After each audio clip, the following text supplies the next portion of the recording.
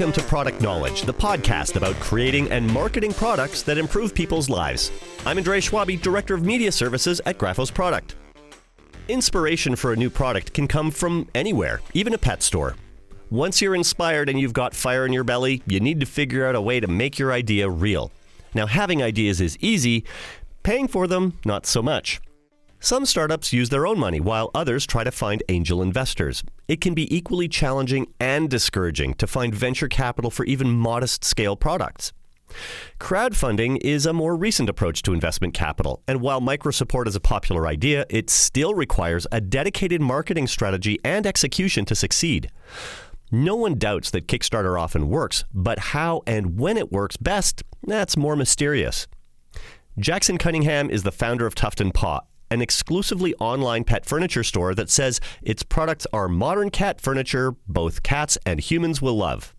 He started a Kickstarter campaign to fund a new cat litter box called The Cove. The fundraising goal was $15,000. Now, clearly, The Cove is a good idea because it raised over 10 times the goal to just over $150,000 with 2 weeks left in the campaign. What are the most important elements of a Kickstarter campaign? How many people are involved? Where do you even begin? Jackson Cunningham Skyped from Vancouver and joined Graphos Product CEO Laurier Mandin to talk about the Cove cat litter box, including how Tuft & Paw engaged the company's online community to help design it. Laurier started the conversation asking Jackson Cunningham what it was like to have a Kickstarter campaign pay off so big. Oh man, it's a huge relief. I felt pretty confident. I felt like we had a really good product, but still, like when you're doing like a big launch like this, it's always nerve-wracking, kind of like right before you do it, that it's just going to be crickets. And so, yeah, I was watching anxiously for the first couple days. And what do you think was the secret? How did you end up becoming a Kickstarter favorite and getting so much attention, having so many people pledge? Well, there's a whole science kind of, I guess, that goes in behind like sort of the the blueprint of a successful Kickstarter project. And, a big part of it obviously is the product itself, but there's also a lot of preparation and having kind of like an audience before you even launch on Kickstarter. So, I mean, we have the Tuft & Paw website, a really passionate group of cat lovers that was sort of waiting, anticipating for the launch. And so that has a huge, that's such a big part, being able to say like, hey, we got funded this quickly, we got this much money on the first day, and that kind of gives you some momentum to move forward. Yeah, and I can see that, you have that group of people, this passionate audience that supports you. And I think also just to the general public, anybody looking at the way you positioned it, the content was presented so nicely, and you've got this profile photo. It has a stunningly beautiful cat. I think it's called Grubber. The product looks sleek and modern. It's made from recycled, toxin-free plastic, so you've got that sustainability part too. So when I was looking at it and kind of seeing what the pieces are that go in together, I thought those were really important. A really good cat photo when your audience is people who are investing in a cat product, show them a really pretty cat, and you've done that. And have some things to fall back on. The sustainability, the company has credibility. You've got your successful channel for selling, so people know that if they invest in it, you're going to have ways of selling and getting the product to market, and that's kind of covered. I can see why people want to get behind a product like this, because their reasons for investing in something like it align very nicely with your own reasons for putting this product on the market. Yeah, totally.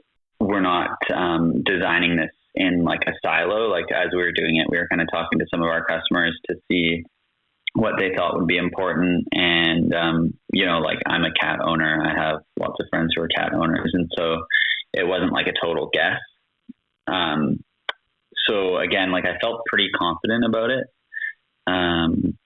But still you're just, it is, you never know. There's an element of luck that's like, if you launch it and for whatever reason, it doesn't sort of catch that fire. But yeah, like you said, we are oversubscribed at this point. So now we're just trying to run with it. Yeah, and that is so awesome. And, for anybody who hasn't seen the product itself, it's called the Cove, and it's a beautifully designed litter box. I also like the claim, you say it's going to be the only litter box you'll ever need to buy. Tell us how you approached that, because I've seen the sketches and I've seen some of the things that you've made public about how you went about designing it. But I think our listeners would be very interested in knowing how a product like this, from that user, from the end user point of view, but also from you as the person who is so dedicated to taking it to market. How did you start the design process, and how did you get to what you have that you're getting ready to take to market as this beautiful thing? Yeah, that's a great question. So it kind of, I guess, starts. So like any product idea just sort of starts as just a seed of an idea. So just kind of, I guess very initially or anecdotally, I guess, I was kind of looking for a litter box that we could sell on tuftandpaw.com. And I just wanted to resell a product. I didn't want to make a litter box, and we couldn't find anything that existed. And so that seemed strange to me. Why not? Even before I thought about the Cove having the integrated scoop and dustpan and stuff, it was why is there not just a clean, simple white box? And why are all these kind of weird, gray, weird curves and shapes? I just want a simple, clean box. The first idea actually, so I met up with our head of product, and he's a industrial furniture, high-end human furniture designer. And our first idea was to make a mechanical litter box that was automatic. The problem with automatic litter boxes is they're super loud and expensive and prone to breaking down. Yeah, I mentioned I had one of those. It was terrifying to the cat, and it was a bad idea. Yeah, totally. They look appealing, and I can see the proposition, the value proposition is high.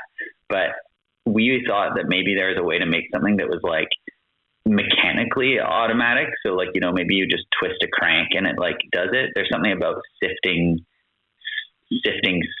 crap out of a box that just feels really you have to be engaged, and it's just really an annoying experience. It's even worse than it sounds, right? It's because you got the smell, you've got cats are terrible. Can be beautiful creatures, but man, the things that come out of them don't smell good. Right. So our original idea was okay, how do we make something that's kind of semi-automatic that is not electric though? And we sort of started doing a bunch of research. We have a cat behaviorist who's part of our team, and she was giving us some ideas, and we had a few really cool concepts, but the way that the mechanics worked, the litter box would have had to be round or a circle shape. And when you make something, we also learned that a litter box needs to be at least about 1.5 times the size of a cat in length. And so when that's in a circle shape, it ends up just being this massive object. So that's why most litter boxes are rectangular, because you can save on space a bit. Anyway, so kind of condensing it a little bit, we wanted to make something that was kind of semi-automatic, but through our kind of testing around and looking at different products, we realized a trend that no litter box included a scoop as part of the object. It was either didn't even sell one, you just buy a litter box and you're expected to sort of buy a separate scoop, or it's a scoop with a little hook on it that you just kind of hook on the side of the box. And it's kind of nasty if you think about it. Just this even for me at my house right now, I have a litter box scoop that just sits on the floor beside the litter box. And that's what most people do. It's just or it has a little holder that goes right beside it. Experience every cat owner has. You're speaking to the choir here. They all know it's terrible, and you've got something that works. I think that scoop alone, that's another example of seeing a need in the market that's not being filled and taking it to market. I think you should sell that scoop separately too, because people are gonna want that, even if they don't want the full on Cove litter box experience. They're gonna want that scoop. So we sort of designed this thing. Like I said, a lot of us are cat owners, and so and we did research. Everything is intentional. Like the walls we made, so our cat behaviorist basically recommends anytime somebody comes to her asking for a litter box, she recommends that the walls are only 6 inches high, because cats like to see around them, like for potential threats while they're going to the bathroom. And so we intentionally kept the walls at 6 inches because that was the highest we could do it while allowing older cats and kittens to get in safely.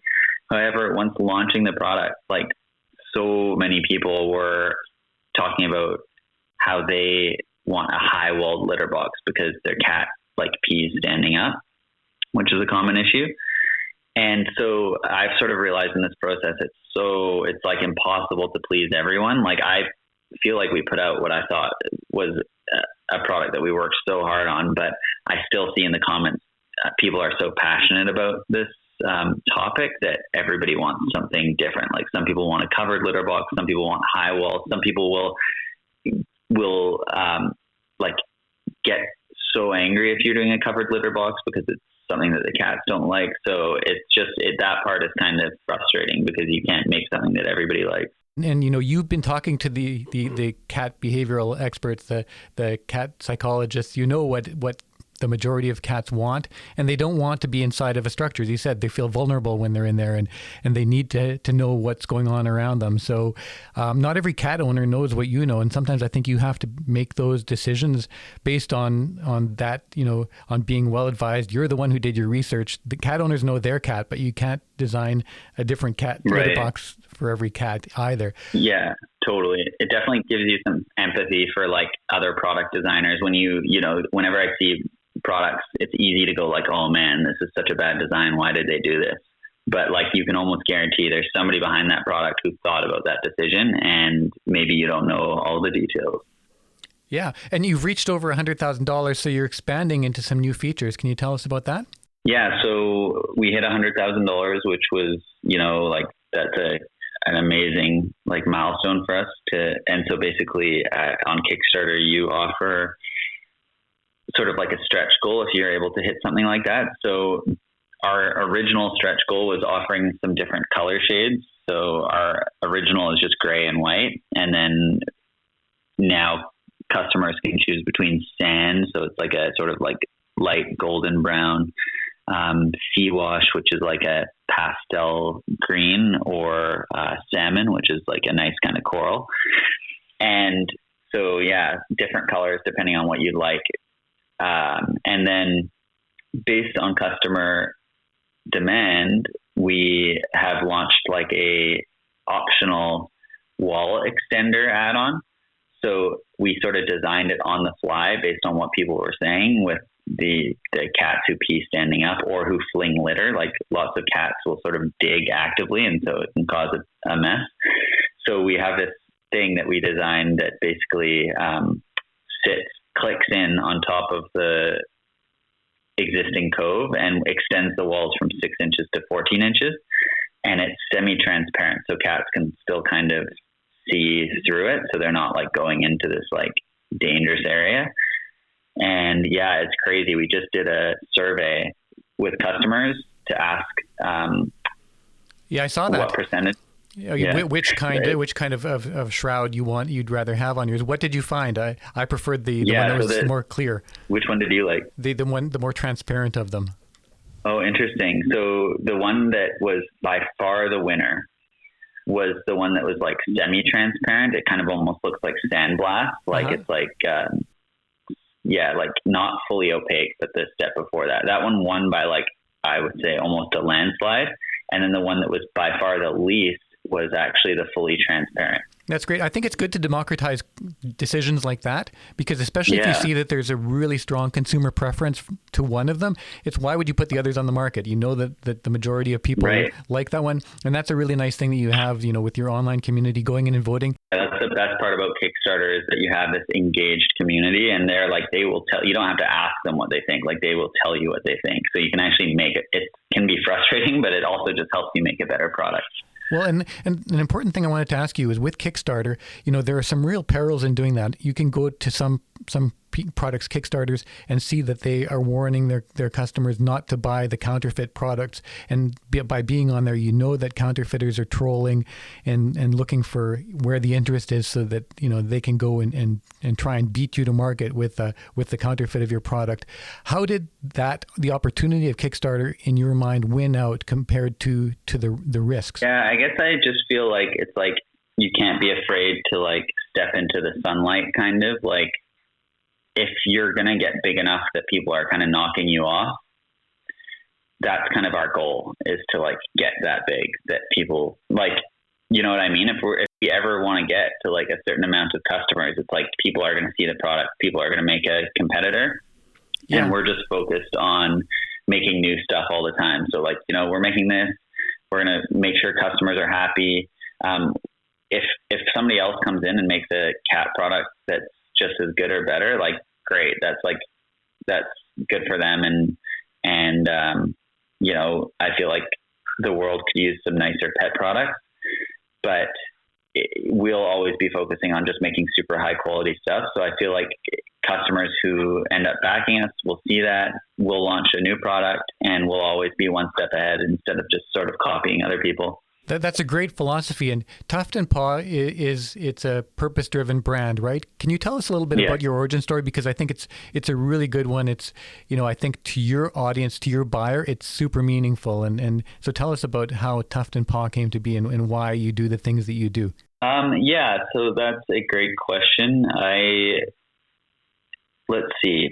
Well, it started, the origin story is that we, so myself and my girlfriend rescued our own cat. And I love cats. She is like obsessed with cats. And so we live in a small apartment in Vancouver. It's expensive. Real estate's really expensive. And we went out to get some stuff for our cat. And we just sort of realized that like, there was no option. Like it was like the closest thing to us was the PetSmart, and there's nothing that we wanted that we would put in our house. Like we don't have that much space. And so that was kind of like the initial idea, but it always felt like it was like too small. Like it was like, oh man, cat furniture though, like that's such a niche market. Like, but I just started talking to like more and more cat owners, and they're like, man, that's totally true. Like why doesn't something like that exist? So on the business side of things, that really made sense. And on the like purpose side of things, it's just like, I think that if you talk to any cat owner, like there's this like passion there, and it's the same with us, where it's just like, if there's this opportunity to give back and sort of help the cat community, any cat owner will be on board for that. And that's something that we've tried to do early on. Even like as a small company, we just like partner with so many different shelters across the US. Just when they're doing fundraisers and auctions, we will be the first to donate. We basically have an open door policy for anybody who contacts us. We donate so that they can help raise money for their shelters. Yeah, well, you have a program for that, your Donate a Bed program, right? Yeah, so we basically have a few different ways that we give back. We have the Donate a Bed program, where anybody can order anything off our site for 50% if it's going to a shelter. We also have like I said, the thing that we do most consistently is probably partner with 10 different shelters a month, where we will give away products so that they can sell it to their customers and raise money for the shelter. And then we do like giveaways. So not giveaways, but instead of Black Friday giving like a discount on our products, we just donated 10% of the sales to a different charity each time. But like the one that we did this last Black Friday was called, there's this organization called No to Dog Meat, and they literally save cats and dogs off of meat trucks in Asia. Oh, and so we were able to donate $5,000 US to them over the weekend, and that's going to have like a tangible impact on some cats that they can save. With the kind of success you've had on Kickstarter, and that's kind of the holy grail for a lot of our listeners, What advice can you share for our listeners who want to take a product to Kickstarter, who want to take an idea there and are afraid to, but what can they do to try and improve their odds of succeeding the way that you have with the Cove? The video obviously is a huge part, and it doesn't necessarily need to be like high production, but you need to really think about like, it's a project. Like you need to think about what is it exactly about your product that makes it different, and what are the cool features of your product that you can share. And backers on Kickstarter are constantly looking for reasons not to buy. Like you should assume that they're going through your video and your product page going, okay, yeah, but. And so you need to sort of anticipate each of those objections and address it before it becomes an issue. So with the Cove, people might be thinking, okay, it's beautiful, but it's this price. And then you can address the price. Okay, it's that price, but it doesn't have high walls. Okay, well, you can explain why it doesn't have that. So the video is a huge portion. The pre-work is insanely important too. So like if you just were to launch something on day one, the launch is probably, you should consider it like halfway through the project. So at least 3 months before we started collecting emails and people who might be interested in purchasing, so that on the launch day we could have that big release. Your campaigning should start months before. Sending out emails saying, this is the big launch, reaching out to publications, hey, we're going to be launching on this day. So prepare, like make a plan and prepare to start a couple months before you plan to actually launch on Kickstarter.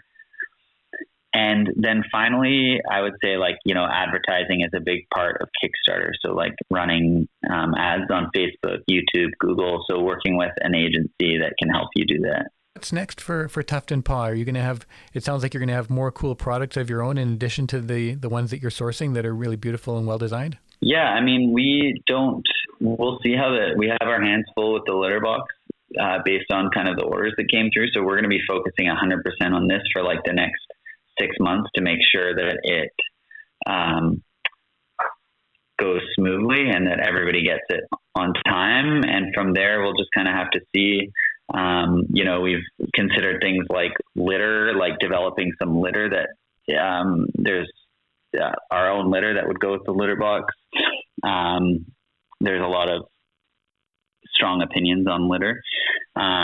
We are continuing just to kind of like talk to our customers, see what our customers want. And it was the litter box to start, but who knows like what the next Kickstarter project could be. We were thinking maybe something to carry your pets, but I think our next project is going to be something really innovative. So like something that doesn't necessarily exist yet, but that we feel like could address a cat or cat owner problem.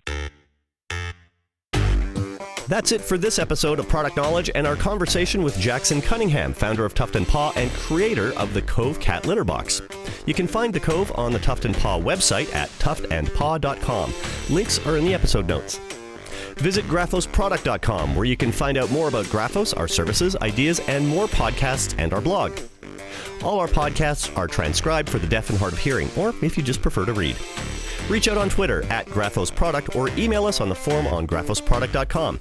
Thanks for listening. I'm Andre Schwabi.